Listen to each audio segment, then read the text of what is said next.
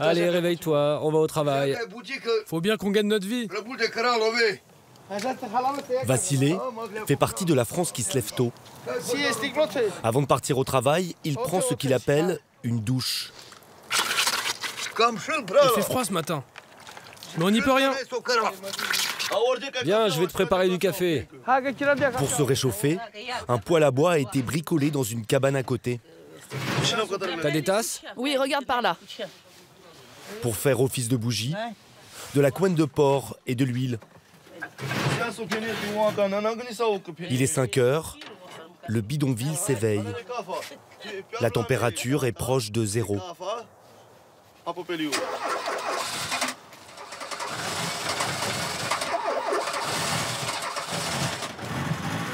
Cette R25 hors d'âge est le seul moyen de transport pour ces Roms de nationalité roumaine. Ça, c'est la voiture pour aller travailler. C'est un don de Dieu, cette voiture. Dans la lumière des phares, des rats. Par dizaines. Ce matin-là, il roule pendant 25 km pour aller travailler dans des vignobles de la région bordelaise. Un contrat à la journée, payé au SMIC. Ces Roumains sont employés légalement, mais les propriétaires des vignes refuseront la présence de notre caméra. Ils ne souhaitent pas associer l'image des Roms à celle de leur grand cru. On y est. Leurs revenus trop irréguliers ne leur permettent pas d'habiter ailleurs que dans ce bidonville en périphérie de Bordeaux. Près d'une zone commerciale, 50 familles en tout occupent illégalement depuis 1 an et demi ce terrain. Il appartient à la SNCF, qui ferme les yeux pour l'instant. Pas d'électricité, pas d'eau. Pour se ravitailler, ces habitants doivent aller dans cet autre campement, à 3 km de là, le long de la rocade. On l'appelle le manoir, un parc privé délaissé par ses propriétaires. Aujourd'hui en France, il existe 570 bidonvilles sur tout le territoire. Cette eau, elle vient de la bouche d'incendie des pompiers. Mouresh, 52 ans, est venu prendre de l'eau grâce à ce tuyau. Le branchement est illégal, mais toléré par les autorités qui ont même installé un compteur et enverront bientôt des factures. Bon, maintenant, j'ai besoin de l'eau pendant 2 heures. Hein. Ah si, il faut que je lave la voiture. Ne lave pas la voiture, moi j'ai besoin de l'eau. Un seul robinet pour plus de 200 personnes et une vieille camionnette sans contrôle technique ni assurance pour ramener le précieux liquide au grand bidonville. Ah, c'est lourd. Et je suis bien obligé d'aller chercher de l'eau. Là, on a de quoi tenir une semaine. Pour se laver, pour cuisiner et pour la douche. Mouresh a rejoint son fils aîné en France il y a 1 an. Il vit depuis dans cette cabane d'à peine 10 mètres carrés. Pardon? Avec sa femme, Virginia, leurs 2 enfants, Maria et Dragoš. Prends tes chaussons.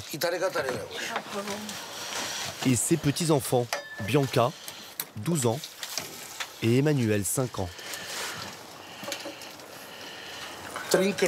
On a 3 saucisses pour 6 personnes.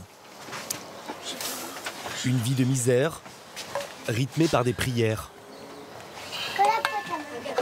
Bianca, on se met à genoux et on prie tous ensemble. Et Emmanuel, tu rigoles pas, hein?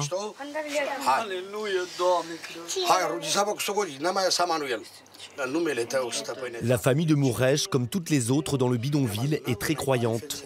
Ils sont chrétiens pentecôtistes, ils ne boivent pas et ne fument pas. Au nom du Père, du Fils et du Saint-Esprit. Tous, dans le campement, viennent du même endroit, un village pauvre du nord-est de la Roumanie. Mouresh est le seul à en avoir conservé des images sur cette tablette qui lui a été offerte là-bas par un bénévole d'association.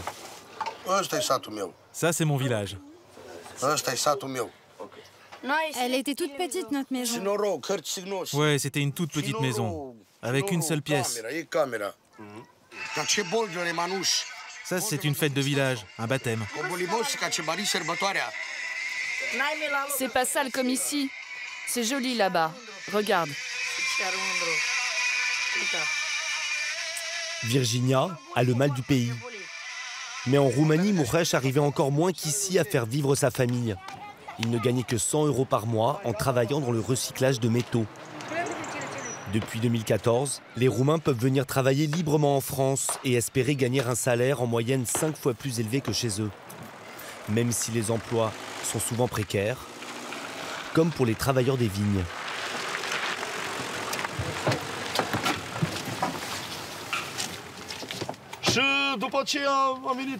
La voiture est encore tombée en panne. Il n'y avait plus d'essence parce que le moteur consomme beaucoup.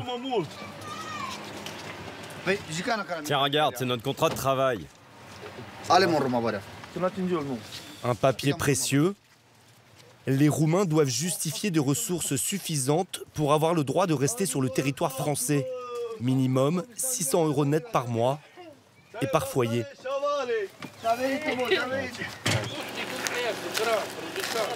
À la nuit tombée, les familles roms du bidonville ont leur rituel. Elles se rassemblent autour d'un grand feu pour se réchauffer. C'est aussi le coup d'envoi d'une activité illégale. À 18 h pile, chaque soir, commence le balai des camionnettes. C'est l'heure de la ferraille. Nous, on veut pas mendier. On veut pas rester là à rien faire. On va chercher de la ferraille dans les déchetteries. On part en camion et grâce à la ferraille, on peut se faire 20 €. Ion et son beau-fils, Georges, ne perdent pas de temps. La concurrence avec les autres ferrailleurs du bidonville est rude. Et à la première déchetterie, d'autres ont été plus rapides. Et pourquoi t'es venu ici? Oh, c'est bon là. Non, non, toi et tes gars, vous dégagez. Mais pourquoi je devrais me casser? Bon, là, ils font des problèmes. Direction, une autre déchetterie. Cette fois, c'est le Graal. Des carcasses de machines à laver qu'ils détruisent pour retirer le moteur et récupérer les métaux, en particulier le cuivre. De ce côté-là, il y a des euros à gagner. Regarde, il y a un radiateur. Un gagne-pain pour eux, mais selon la loi, c'est du vol. La peine encourue peut aller jusqu'à 5 ans de prison et 75 000 € d'amende. Faut qu'on se dépêche avant que les flics arrivent. Pas le temps de démonter toutes les machines qu'on embarque directement dans la camionnette. Fais gaffe, ça peut exploser. Après 3 heures de ferraille, les deux hommes rentrent au camp avec leur cargaison qu'il va falloir trier.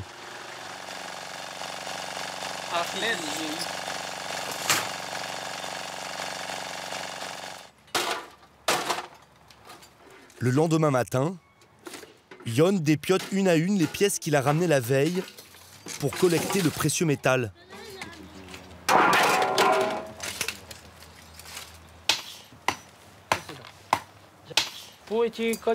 Là, en gros, il doit y avoir 200 grammes de cuivre, plus les fils du moteur. Le cuivre se revend 4 € le kilo. Ce métal doré est très prisé pour fabriquer des câbles électriques. Ion va y passer la matinée. Tout ce qu'il va pouvoir monnayer tient finalement dans un seau. 10 €. Là, il y a 10 €. 10 €. C'est beaucoup ou pas? C'est pas beaucoup. Je me suis abîmé les mains pour rien. Ion et son gendre écouleront le tout à des gros ferrailleurs de la région qui ferment les yeux sur la provenance de leurs métaux. Et tout ce qui ne vaut rien reste sur place et s'accumule. Ces tas de déchets créent des tensions avec les voisins. À côté du camp où on se ravitaille en eau, un lotissement vient tout juste de sortir de terre.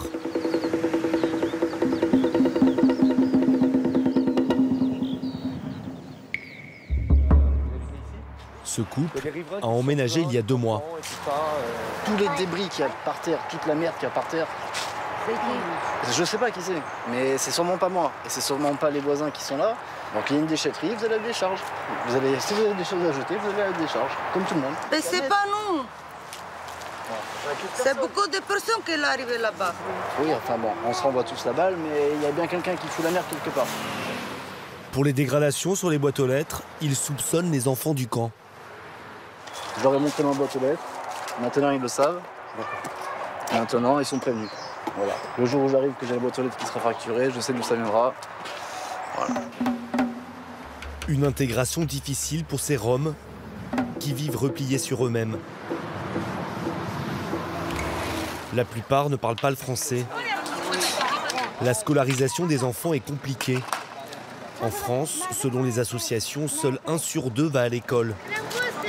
Ce n'est le cas d'aucun enfant rencontré sur ce camp pendant notre tournage. Il a 3 ans et demi. Il a peur d'aller avec des inconnus. Léonard, Rom lui aussi, a connu les bidonvilles avant de devenir éducateur dans un foyer pour ados en difficulté. Sur son temps libre, il essaye de convaincre ses compatriotes que l'école est la clé pour sortir de la misère. Certains enfants sont déjà inscrits, mais les parents sont réticents. Il se pose plein de questions. Il faut qu'on achète des habits, tout ça. Donc, il faut que ça soit propre et tout. Et que ça, ici, vu les conditions, peut-être, c'est un peu pas possible, quoi. Il y a eu des cas comme ça où l'enfant arrive à l'école et est rejeté par les autres parce qu'il est. C'est pas l'institutrice, c'est plutôt les enfants, les collègues d'école qui font ça, mais. Ils font quoi? Qui disent t'es sale, t'es rome, va à la Manche, tout ça. Léonard a commencé à apprendre le français dès son arrivée en 2007. Sur le camp, il sert d'interprète pour tous les courriers administratifs que personne ne comprend ici.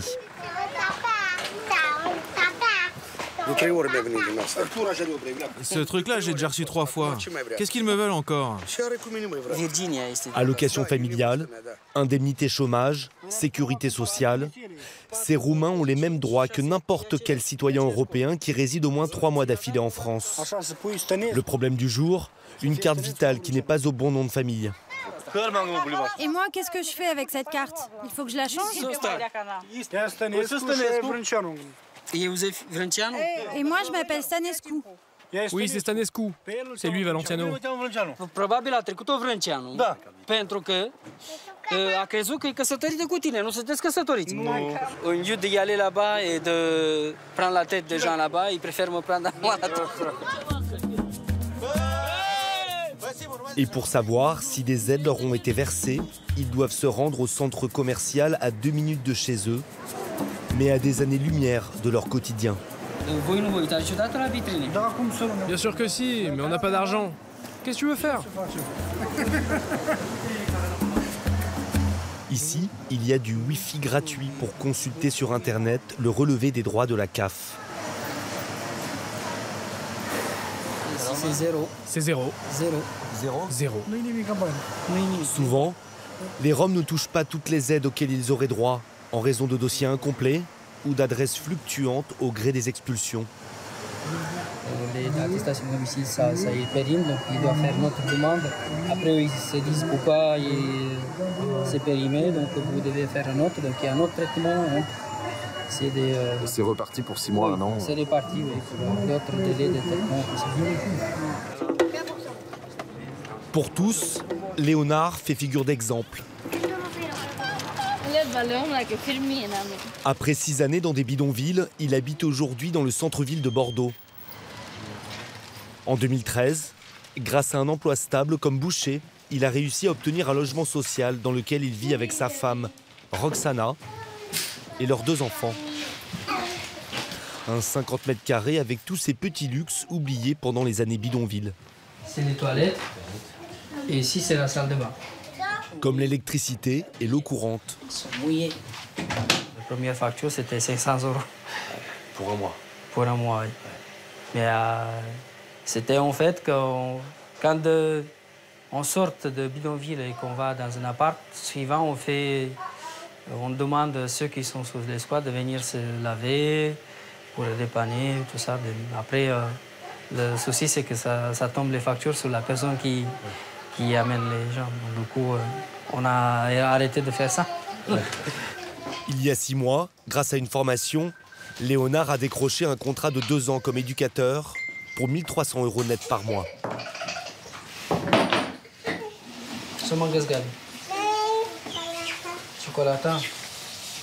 Parfaitement intégré, lui et sa famille ont trouvé une nouvelle stabilité. Les parents ne stressent plus, les enfants non plus. Parce que là, on n'est plus dans cette stress continu sur l'évacuation. On peut faire des projets, on peut s'occuper de nos enfants, faire vraiment des choses que tout le monde y fait au quotidien. Léonard a créé une association pour venir en aide aux Roms. En 2 ans, grâce à lui et au soutien de l'agglomération bordelaise, 15 familles ont quitté les caravanes et les cabanes pour de vrais logements.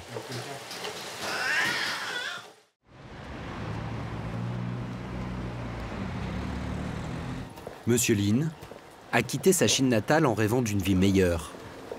10 ans plus tard, cet ancien professeur de géographie n'a toujours pas de papier, pas d'emploi et vit de petits boulots au noir.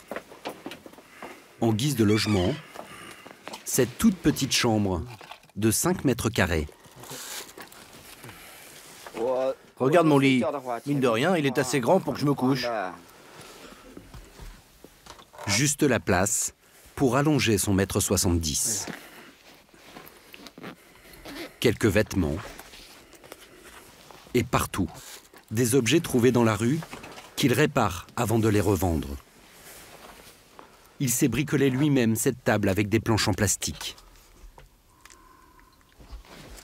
Et ici, il n'y a aucune aération. Si, une petite fenêtre qui donne sur le couloir. On ne voit pas le soleil, mais il y a un peu de lumière quand même. Pour ce cagibi délabré et insalubre, Monsieur Lin paye 230 € par mois. Dans ce couloir, 10 chambres comme la sienne, louées en toute illégalité. Seuls ces pains de verre laissent passer un peu de lumière du jour. Nous ne sommes pas dans un immeuble, mais dans une usine désaffectée. Il faut s'enfoncer dans un dédale de couloirs, lugubre, pour découvrir 2 étages de box cloisonnés à la va-vite. Comme Monsieur Lin, la plupart des occupants sont en situation irrégulière. Ils se terrent et se taisent pour ne pas perdre leur toit. À l'étage, Aydin, un réfugié azerbaïdjanais ici depuis 2 ans. Il travaille au noir comme photographe de mariage. En dessous, la chambre louée par Khaled. Le plafond y est si bas qu'il ne peut s'asseoir sur son lit. Algérien, sans papier, il travaille sur des chantiers. 3 mois qu'il a posé ses valises avec sa femme dans ce réduit.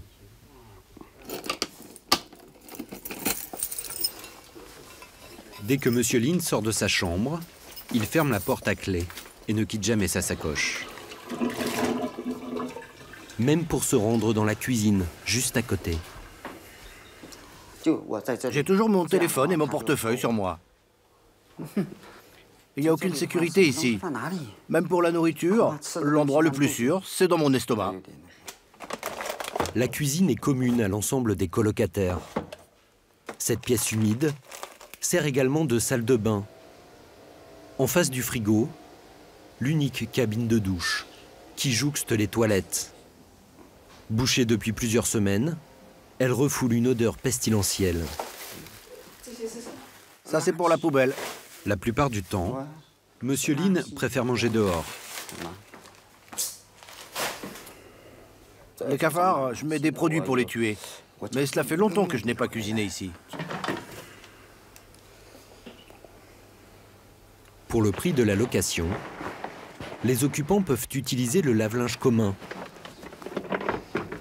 Mais ce matin, mauvaise surprise. Oh, ça fuit. Ça doit être le joint intérieur, je pense. Je m'en fous. Laissez ça couler, je m'en fous. J'ai même pas envie de nettoyer.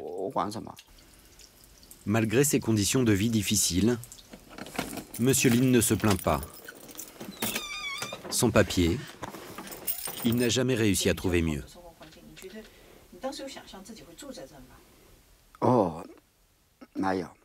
Au début, quand je suis arrivé en France, je partageais des chambres avec d'autres. Je louais une place dans un lit superposé. Mais dès que l'un des propriétaires n'était pas content, il nous mettait dehors, sur le champ. Des habitations insalubres, comme celle de Monsieur Lin, il en existe beaucoup à Aubervilliers. 4 logements du parc privé sur 10 sont classés par la mairie impropres à l'habitation. Pourtant, tous sont occupés. Des propriétaires détournent des locaux commerciaux ou industriels pour les louer en toute illégalité. En août dernier, dans cette ville, une personne est morte. 7 autres ont été blessés grièvement dans l'incendie de la réserve de cette supérette, transformée en habitation. L'usine où vit Monsieur Lin et une vingtaine d'autres personnes est toujours déclarée comme étant un entrepôt auprès de la mairie. Monsieur Jan est l'un des premiers à s'y être installé. Il est arrivé en 2013. Il y avait plein de machines ici. Mais quel type de machines? Des machines à coudre et beaucoup de bazar. Dans les années 80, cette usine fabriquait des pièces détachées pour l'aviation. En 97, elle est rachetée 300 000 € par la famille du propriétaire actuel. Un Chinois qui installe son atelier textile avant de faire faillite 10 ans plus tard. Dans l'usine à l'abandon, allez, on monte. Le propriétaire a bricolé des logements sans aucune autorisation. Monsieur Jan habite aujourd'hui dans ce qui était le bureau du patron. Ils arrivent. Ancien cuisinier, il vit ici avec sa femme. À son départ à la retraite, il a dû quitter le logement qu'il occupait au-dessus de son restaurant. Là, la cuisine. Tous deux sont en situation régulière. Le couple touche 770 € par mois de pension. Ici, c'est la salle de bain. En attente d'un logement HLM depuis 5 ans, ils n'ont rien trouvé d'autre que ce 55 mètres carrés, avec une chambre aveugle qui fait office de salon et salle à manger. Dans cette pièce, on dort et on mange aussi parfois. Et moi, je regarde la télé aussi. Quand le couple s'est installé ici, il n'y avait que les cloisons de plâtre. C'est Monsieur Jan qui a aménagé l'intérieur. Rien n'est aux normes, aucune aération, même dans la cuisine.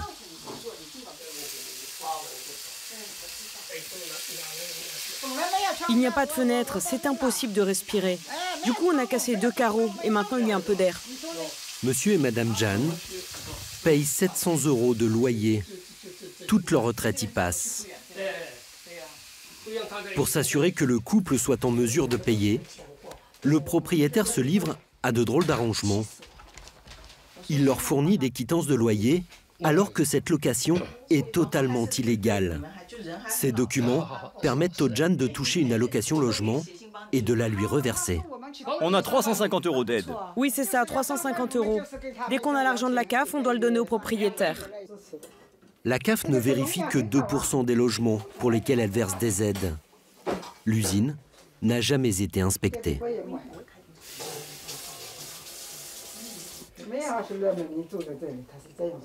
On n'a pas d'autre choix que d'habiter ici. Si on nous donne un HLM, on partira. Oui, n'importe quelle ville. N'importe où. Sur le palier des Jan, 2 autres appartements. Et dans les tréfonds de l'usine, les 10 box et leurs habitants de l'ombre. Pour beaucoup, c'est soit ça, soit la rue. Une situation que Mohamed, 28 ans, n'a pas envie de revivre. Je dormais dans une voiture, j'ai galéré pendant un moment. Et je me suis retrouvé ici. Il y a un ami qui m'a ramené ici. Et je paye un loyer ici, 230 € par mois. Et voilà, je suis dans cette chambre. Mohamed s'est retrouvé sans logement après son divorce il y a 1 an. J'ai que ça, les affaires d'été. Avec son ex-femme, il habitait un HLM à la Courneuve. Un appartement tout neuf, de 50 mètres carrés. Ensemble, ils ont eu une petite fille. Elle va avoir 2 ans. Aujourd'hui, Mohamed la voit rarement. Je peux pas la ramener ici, la pauvre. Algérien, Mohamed possède un titre de séjour. Il gagne difficilement sa vie en tant que déménageur, jamais déclaré. Il vit ici depuis 1 mois, avec sans cesse la peur qu'un drame ne survienne, notamment à cause de l'installation électrique anarchique. Vous voyez, c'est catastrophe. Les fils et tout, partout. Comme EDF a refusé d'installer un compteur dans cette partie de l'usine, le propriétaire s'est raccordé sur celui du voisin. Voilà, comme celui-là. Ce dernier aurait donné son accord en échange de 3 000 € par an, payés d'avance. Un raccordement sauvage, en dépit de toute règle de sécurité. J'ai peur qu'il m'arrive comme les gens d'Aubervilliers. Un incendie ou je sais pas. Ici, s'il y a le feu, vous pouvez sortir quelque part, enfin, Non, il n'y a pas. Il n'y a pas un secours. D'ici secours, il n'y a pas. Il n'y a pas ici secours. En cas d'incendie, la survie des locataires ne tiendrait qu'à ce seul extincteur posé sur les marches de l'escalier, dont la vérification annuelle réglementaire n'a pas été faite depuis 2 ans.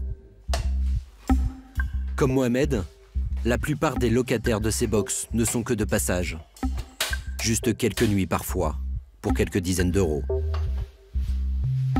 Dans cet univers de misère, pour survivre, certaines victimes deviennent complices.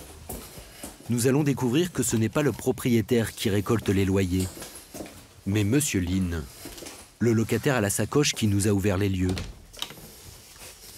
Qui dedans? Et dans ce rôle, Monsieur Lin est intraitable.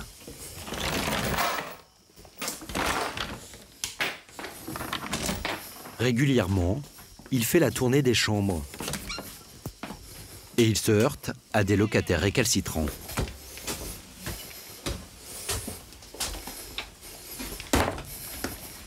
Dis-moi, toi, ça y est quoi? Comme à chaque fois, le ton monte très vite. Nous filmons en caméra discrète. Demain, peut-être après-demain. Monsieur Lin doit récupérer les loyers en liquide. Toi, crédit, 3 mois, 4 mois, c'est comme ça. Toi, pas besoin de payer. Toi, pas loyer, pas clé. Non, problème. Non. Moi, pas problème. Toi, ça va. Monsieur Lin tente d'intimider les mauvais payeurs. Mais comme tout est illégal, c'est la loi du plus fort. Il lui arrive aussi de tomber sur des squatteurs. Vous êtes qui? Oh, est mort. Toi, pas laisser ici, sans moi, maison. Tu comprends pas? Ouais, je connais. Ouais. Peut-être dans 10 minutes, toi, parti. Laisse ici, moi. Ce jour-là, Monsieur Lin ne récupère aucun des loyers. Pourtant, cette basse besogne lui est vitale. Quand il parvient à réunir au moins 800 €, le propriétaire ne lui fait pas payer sa chambre. Est-ce que vous n'avez pas l'impression d'exploiter vous-même la misère des autres? Tu sais, moi aussi je suis pauvre. Le seul moment où j'ai un peu d'argent, c'est quand les autres me payent le loyer. Mais après, une fois que j'ai payé le propriétaire, mes poches sont vides.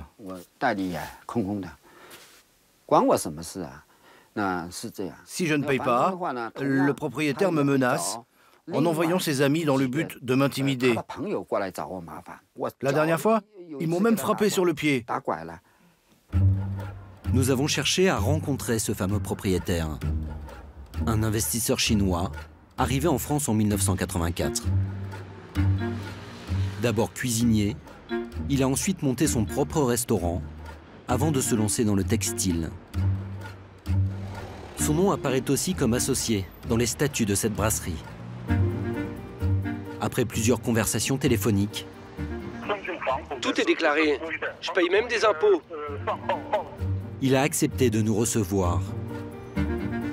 Il habite en région parisienne, loin du cloaque de son usine. L'homme ne parle pas bien français. Nous sommes accompagnés d'une traductrice. Il ne se voit pas comme un marchand de sommeil, mais comme quelqu'un qui aide les personnes dans le besoin. Je suis au courant que c'est illégal, mais ils voulaient un toit. Ils m'ont demandé de construire des logements à l'intérieur. Vous voulez dire que ce sont les locataires qui ont insisté pour habiter dans votre usine? Oui. Mais comment ça? Expliquez-nous comment ça s'est passé. Ils étaient sans domicile. Ils ont attendu dans l'atelier.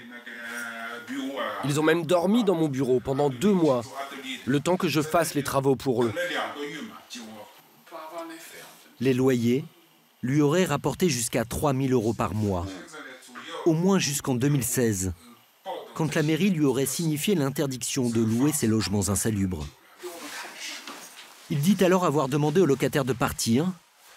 Il tient même à nous montrer des lettres recommandées qu'il leur aurait envoyées.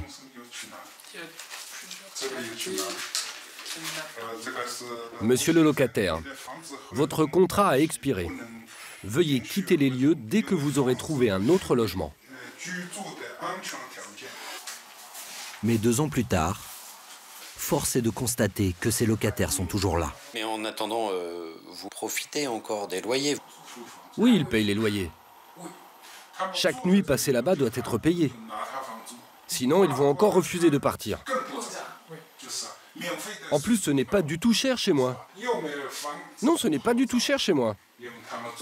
C'est pour ça qu'ils ne cherchent pas ailleurs.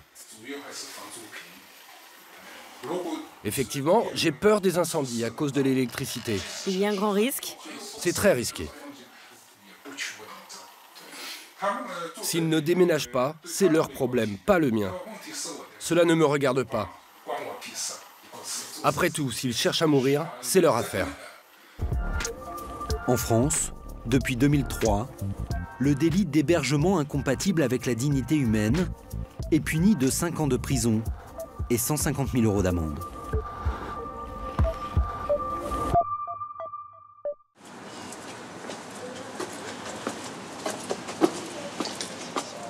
Aboubakri est sénégalais. À 42 ans, il est intérimaire et étudiant en philosophie. Au printemps dernier, il pense trouver un appartement dans cet immeuble HLM. Là, vous êtes chez moi en F2. Un 2 pièces refait à neuf. Pourtant, Aboubakri n'y a apporté aucun meuble. Il a obtenu les clés du gardien, mais il n'a jamais reçu de bail et ne paye donc pas de loyer. Ici, c'est la chambre à coucher. En fait, ce logement est illégal. Au départ, ça semblait être une bonne affaire. Il cherchait depuis 3 ans, mais son salaire était trop faible pour un logement privé, jusqu'à ce qu'on lui donne ce tuyau, une HLM facile d'accès proposée par un gardien d'immeuble. Il y a un étudiant aussi sénégalais. C'est lui qui m'a informé de cela. Il m'a dit, bon, écoute, il y a cette opportunité qu'il y a à travers un gardien d'immeuble de pouvoir rapidement accéder au logement. Un soir, sans prendre rendez-vous, Aboubakri se décide à aller voir le fameux gardien dans sa loge en bas de cet immeuble. Lui aussi est sénégalais. Moussa Ndao le reçoit tout de suite et ne semble pas du tout étonné par ce qu'Aboubakri va lui demander.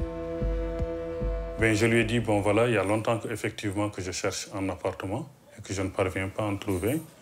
Il m'a dit, il n'y a pas de problème, ça ne tient qu'à toi. Il me dit, vous voyez, là, il y a de grands appartements. Donc là, je pourrais vous donner un F4 là, si vous voulez.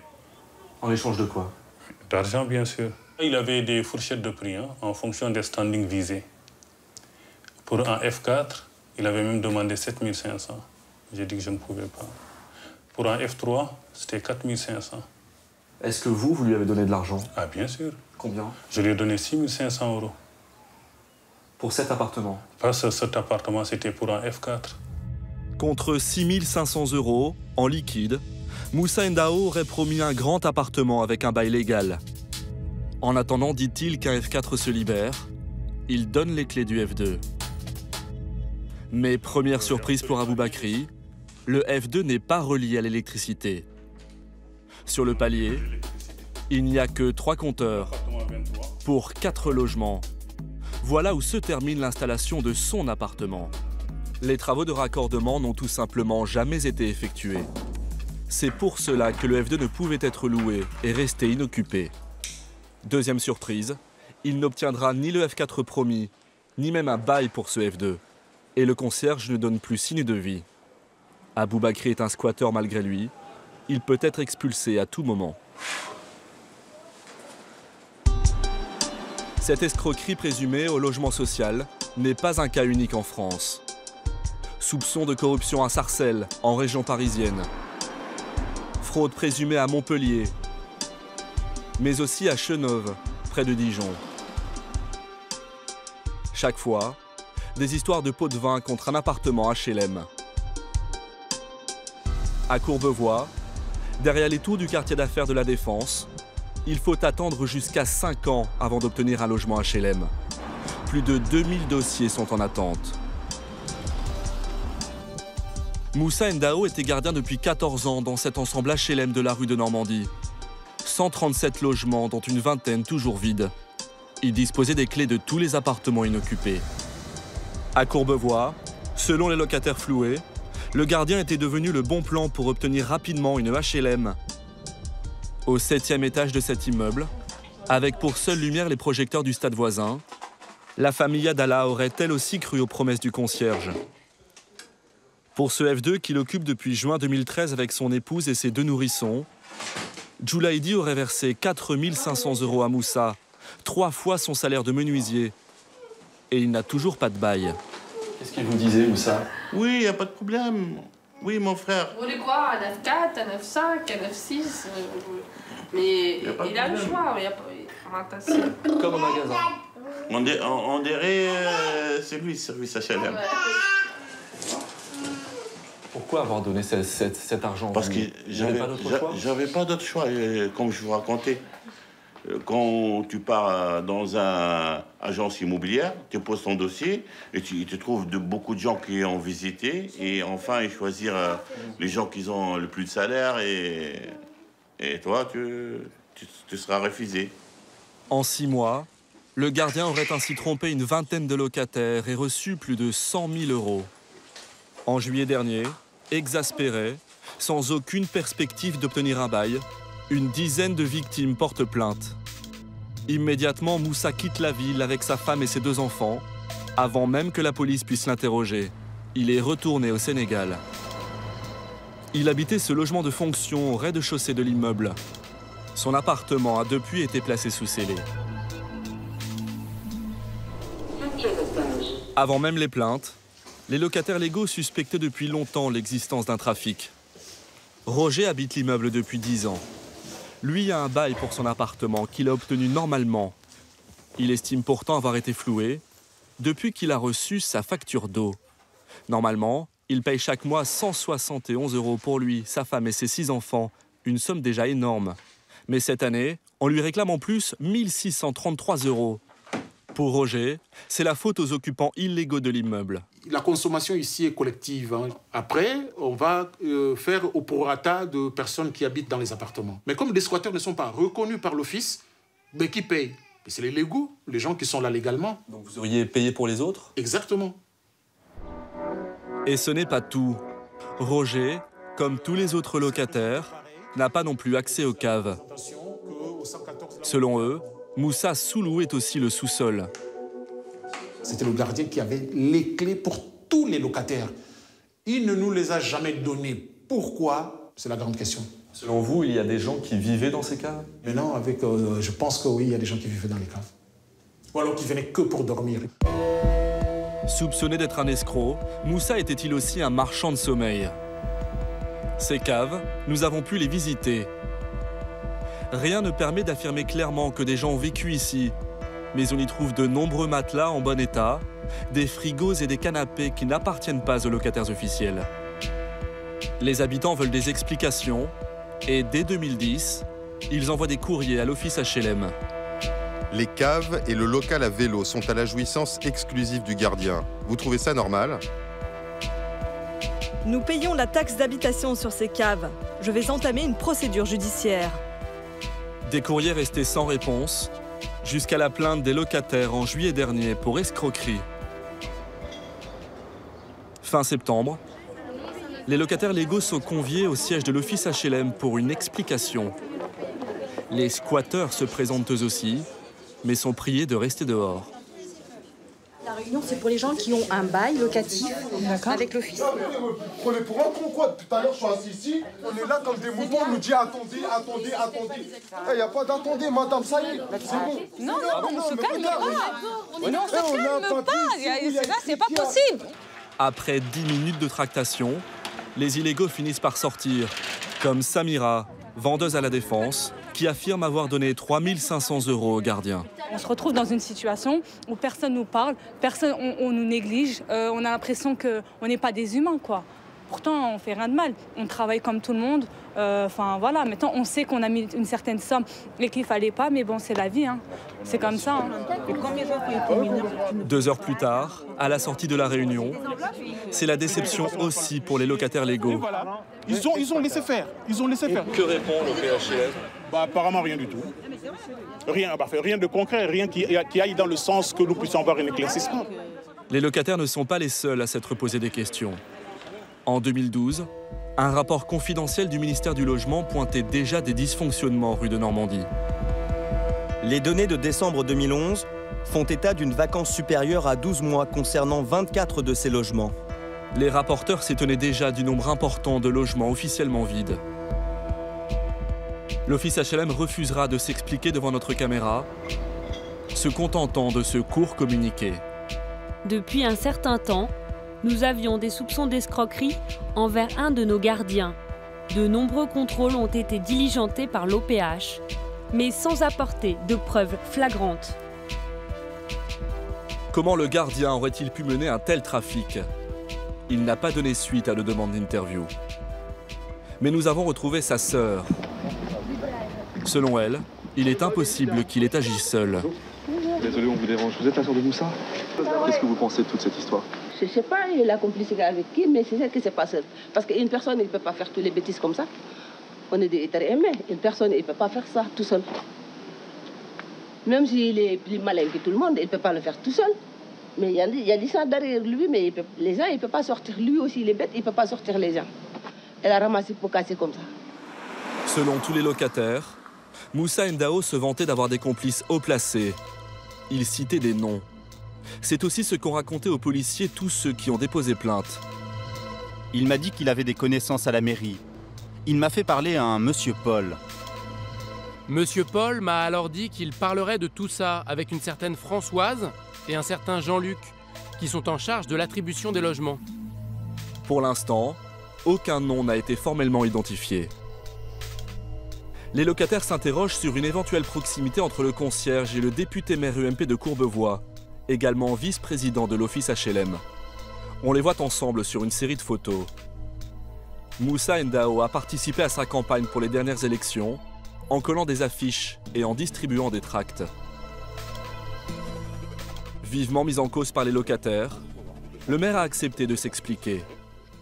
C'est un gardien que j'ai rencontré et qui m'a dit « j'aimerais bien vous aider dans la campagne ». Jusqu'à là, vous savez, il y a tellement de monde qui viennent pour vous aider dans la campagne. Moussa simplement était là, à côté de moi, comme d'autres étaient là, si vous voulez. Simplement, je ne savais pas que Moussa avait eu cette, disons, facilité de tromper son monde. Et ça, je l'ai découvert après. Toujours pareil, vous savez, vous découvrez toujours après. Sinon, vous l'aurez pas pris, je ne l'aurais pas pris. Alors, qui sont ces monsieur Paul et madame Françoise qui sont cités dans les plaintes? Ben voilà, l'enquête va définir qui ils sont. Et je souhaite vraiment qu'ils aillent jusqu'au bout, pour qu'on sache exactement ce qu'il en est. Toujours au Sénégal, auprès de sa famille, le gardien refuse de s'exprimer. Il n'est pas mis en examen, mais il a tout de même pris un avocat pour répondre aux accusations. Pour maître Yassine Bouzrou, Moussa Ndao n'a rien à voir avec ce trafic. Il serait un bouc émissaire. Mon client indique ne jamais avoir reçu d'enveloppe de billets en échange d'appartements. Moi, je ne connais pas la vérité dans toute cette affaire. Il y a peut-être des malversations, je ne le sais pas. Simplement, je trouve un petit peu étonnant d'accuser mon client, qui était un simple gardien, d'un trafic de HLM. Ce n'est pas parce que des gens se plaignent qu'ils disent la vérité. L'enquête a été confiée à la police judiciaire de Courbevoie. Rue de Normandie, les occupants illégaux, eux, attendent maintenant leur expulsion. Fin septembre, les policiers sont venus les avertir. Comme tous les autres squatteurs, Aboubakri a reçu leur visite. Il lui reste le temps de la trêve hivernale, jusqu'au 1er mars, pour quitter son F2 et trouver un nouvel appartement. Légalement, cette fois-ci. Voilà.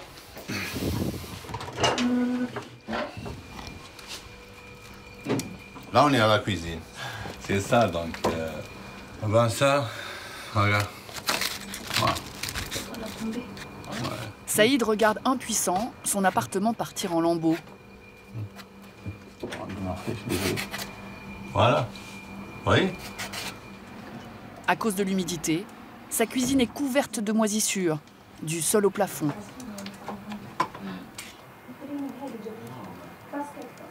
Là, on est en salle de bain. Voilà, donc vous voyez, au niveau de l'humidité, là, pour les enfants et tout, l'humide.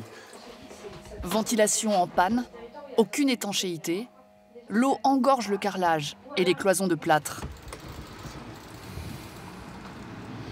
En fait, l'eau, elle sort par ici, hein, sur le mur, là. Là, c'est en fait. Voilà. C'est en fait, pour moi, c'est pas un mur, ça. Voilà. La chambre à coucher n'est pas épargnée. C'est ça. C'est l'humidité qui a cassé la fenêtre, c'est ça. Saïd vit ici depuis 5 ans, dans 25 mètres carrés, avec sa femme Dalila et leurs 3 enfants, âgés de 2, 11 et 14 ans. Selon eux, l'humidité ne délabre pas que les murs. Elle attaque aussi leur santé.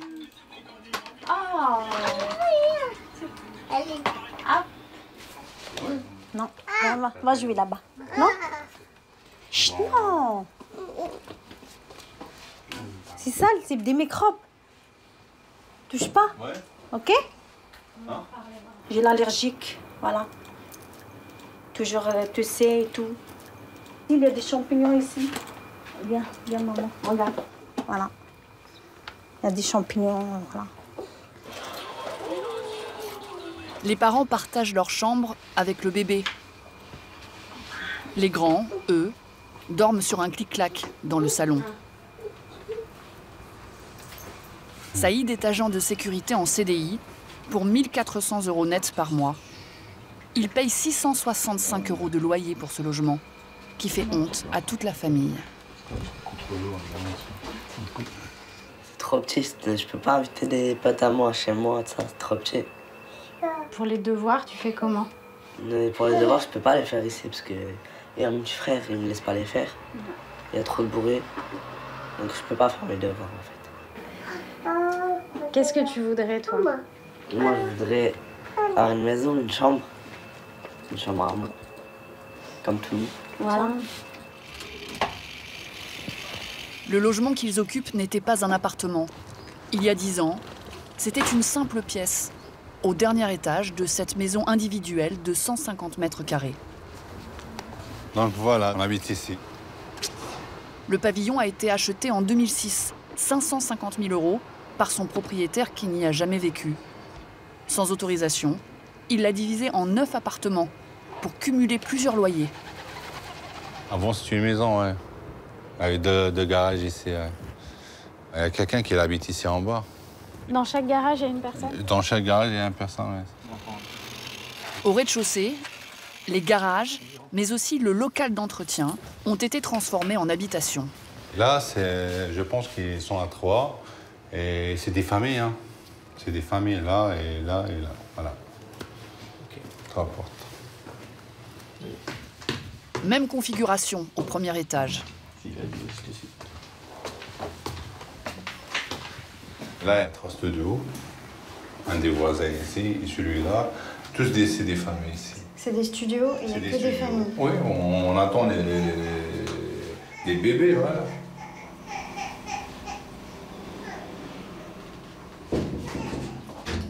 Seul un voisin de Saïd a accepté de nous ouvrir sa porte.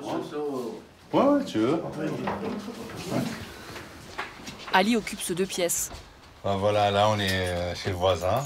Vous voyez, il a un superposé de 2 personnes là. Monsieur, vous vivez à combien de personnes dans l'appartement ici? Mon père et mon frère, et moi. 3. Vous êtes 3. Ouais. En tout, 29 mètres carrés pour 720 € par mois. La maison qui abrite Saïd et son voisin n'est pas un cas isolé. Dans leur quartier, près de 10% des pavillons auraient ainsi été démembrés.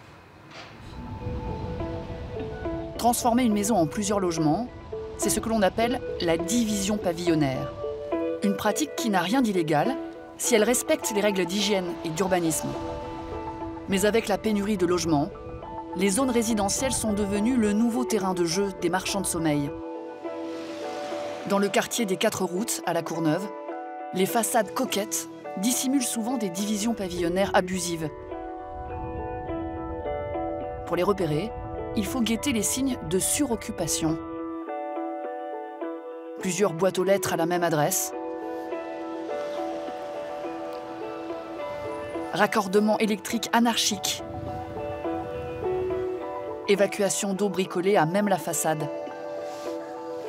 Ici, des affaires entassées aux fenêtres et une collection de chaussures à l'entrée montrent que cette bâtisse n'a plus rien d'une simple demeure familiale.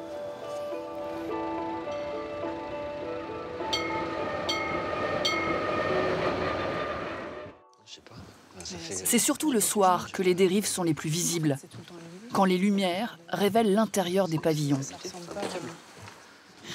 Estelle et David habitent ici depuis une dizaine d'années. Chacun d'eux a acheté une maison, pensant investir dans un quartier prometteur. Typiquement, là, par exemple, là, il y a une pièce avec une famille qui y vit. Et donc, c'est là où tu peux voir les gens faire leur vaisselle, vivre ici, prendre leur repas dans ces caves. Ils ont vu les marchands de sommeil transformer peu à peu les maisons voisines en logements surpeuplés. Là, tu vois le nombre de personnes et le nombre de lits qu'il y a. Des lits superposés au sous-sol. Le linge qui sèche à l'intérieur sur les lits.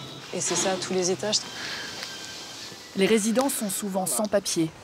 Rares sont ceux qui acceptent de parler de leur logement. L'un d'eux nous interpelle. Il vit avec sa femme et ses 2 filles dans un 2 pièces. Extérieur, intérieur, il n'y a pas de toison, il n'y a pas de lumière. 2 fois, il est tombé l'escalier. Certaines pièces ne seraient que des dortoirs que les hommes occupent à tour de rôle, par tranche de 8 heures, jusqu'à 400 € par mois pour une location de matelas. Ventilation aussi. Sur le chambranle de la fenêtre, en fait, tu vois tous les trous qui ont été rajoutés là à la perceuse. En fait, les aérations naturelles sont pas du tout suffisantes pour drainer toute l'humidité liée à la suroccupation. Et là, t'as une chambre, 2 chambres, 3 chambres. Ça fait 6 chambres. 6 chambres à 4 personnes. C'est déjà... Ce qui me gêne, c'est surtout la façon dont les gens vivent là. Enfin, c'est toute l'exploitation qu'il y a derrière. Ça veut dire qu'il y a quand même un propriétaire qui gagne sa vie comme ça, enfin qui gagne de l'argent, sa vie, mais en tout cas qui spécule sur leurs conditions de vie, quoi. Simple riverain, Estelle et David se sentent impuissants. Mais ces propriétaires peu scrupuleux sont-ils inattaquables? Ce matin-là, 3 représentantes de la mairie de La Courneuve se rendent chez Saïd et Dalila. Bonjour, ça va? Vous allez bien? Le couple alerte régulièrement le service d'hygiène. Lui seul peut établir un rapport qui permettra de déclarer le logement insalubre et de suspendre le paiement du loyer. Ouais. Vous avez pris une douche ce matin? Oui, ce matin... Jennifer Belkadi, chef du service, relève les taux d'humidité dans les murs.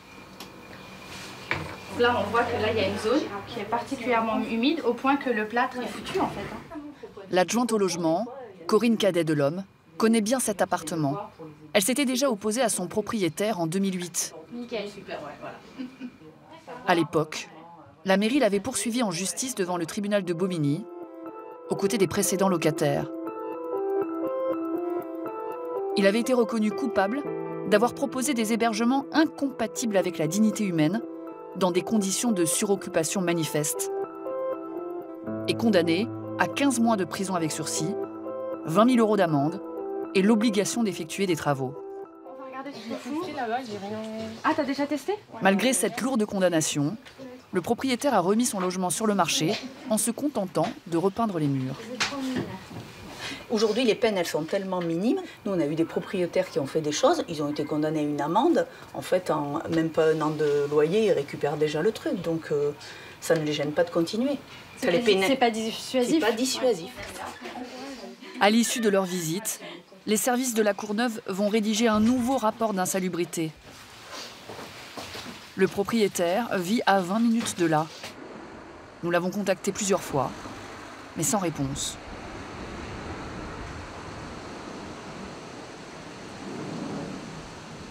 Bonjour madame, je cherche monsieur et madame B.